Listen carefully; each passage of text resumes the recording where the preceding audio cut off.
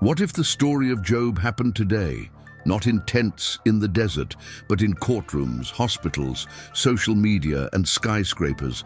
A righteous man, loved by his family, respected by society, successful in business, a true example of integrity, but suddenly everything changes.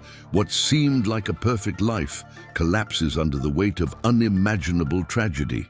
It's not just physical pain. It's mental, spiritual, and emotional devastation. Job loses everything except his faith. This isn't just a retelling, it's a warning, and maybe your reflection. Get ready. This is not just a story, it's a revelation. Before the pain, there was peace. Before the loss, there was abundance. Job wasn't just a man, he was a man of integrity, honest, God-fearing. And it showed in his home, in his business, in how he treated everyone around him. A successful entrepreneur, a devoted father, a respected leader. Everyone knew his name. Many admired him, some envied him. But no one could deny this. He was righteous. He had a beautiful family, well-raised children, a loving wife, and a life built on solid values. No scandals, no controversies. Just a man who did what was right, even when no one was watching. His empire thrived. Deals closed, investments flourished, and generosity marked his legacy. And above all, he had an altar in his home. Job didn't just pray for himself, but for his children, his family, even his city. He was a silent intercessor, an invisible pillar of his generation. But what no one saw was that something was stirring in heaven. While Job worked, smiled, and prayed, a conversation was taking place in the throne room, a conversation that would change everything. There was no warning, no alarm, just an ordinary day, until it wasn't. It started with a phone call, an accident at the company, a fire, irreparable losses.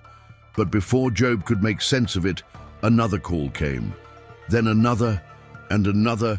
The security he had built over years was crumbling in hours. A hacker breached the system, accounts frozen, investors pulled out, reputation stained, headlines spread like wildfire. Job's empire crumbles, and he didn't yet know the worst part. As he tried to manage the financial chaos, a staff member burst through the door, pale, breathless. "Sir, there's been an accident."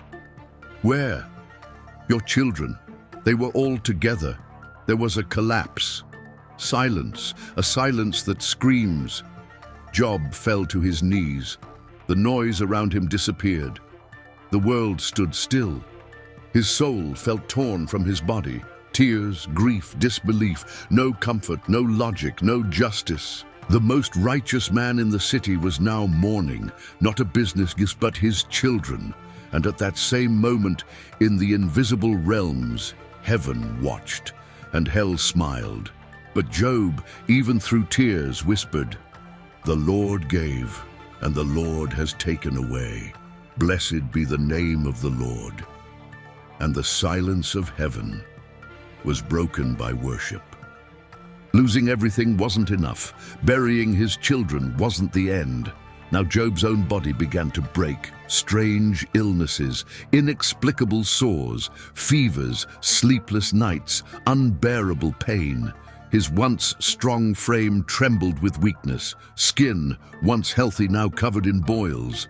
He dragged himself to the cold tile of the bathroom floor, shaking, weeping, and still praying. And as if the physical pain wasn't enough, came the isolation. The calls stopped. The messages went unanswered. Friends vanished. Others looked on, not with compassion, but suspicion. "Did he sin?" they whispered. "Maybe he was hiding something." Even his wife, overwhelmed by her own grief, broke down and said, "Do you still hold on to your faith? Curse God and die."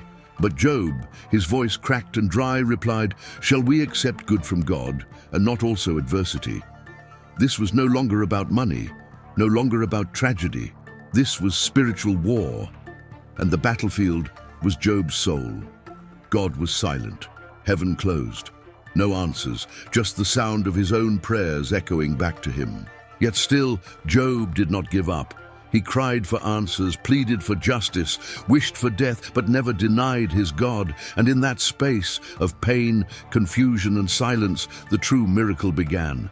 The perseverance of faith, even when everything contradicts it. Days turned into weeks, weeks dragged on like months. Job, now unrecognizable to the world, sat in silence, his body broken, his soul crushed, his mind a battlefield between faith and doubt. Then came his friends, not to comfort, but to accuse. 3 men who once walked with him, admired him, followed his example, now sat before him like judges before a condemned man. And they said, "You have sinned. You're reaping what you sowed. God is punishing you." Words sharp as blades, wounds deeper than his physical sores. They tried to explain the unexplainable with shallow theology, trying to protect their idea of a just God. Because if Job, the righteous, could suffer like this, then no one was safe. But Job didn't stay silent. He defended his integrity. He never claimed to be perfect, but he rejected their false guilt. He cried out to heaven, begged for answers, pleaded for an audience with God. Oh, that there was someone to mediate between God and me. His speeches became poetry of pain, sometimes lament, sometimes defiance. He questioned divine justice, not arrogantly but desperately. And then, one day as the heavens responded, not with angels, not with comfort, but with a storm, lightning split the sky, thunder shook the ground, and in the fury of nature a voice spoke, not just any voice, the voice, majestic, mighty, unforgettable. Who is this that darkens my counsel with words without knowledge? God didn't answer Job's questions. Instead, he asked his own, "Were you there when I laid the earth's foundations? Can you command the constellations, set boundaries for the sea, feed the lions?" God wasn't shaming Job. He was revealing something bigger, the infinity of his wisdom, the vastness of his plan, and most of all, that he had never lost control. Job was silent. In the storm, he found peace.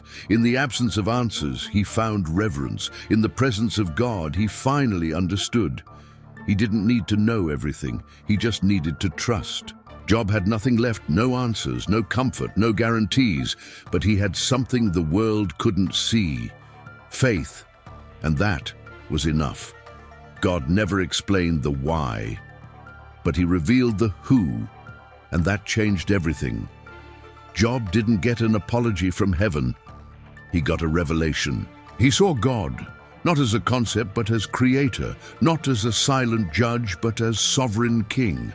And in that moment of holy awe, Job whispered, "My ears had heard of you, but now my eyes have seen you." He repented, not of sin, but of his small view of God. And then restoration came. Not just double the wealth, not just more children, but renewed purpose, restored relationships, and a legacy that would echo for centuries. His health returned, his name was cleared, and his story, this story, would be told forever, because Job's greatest victory was not in what he received, but in what he refused to let go: his faith.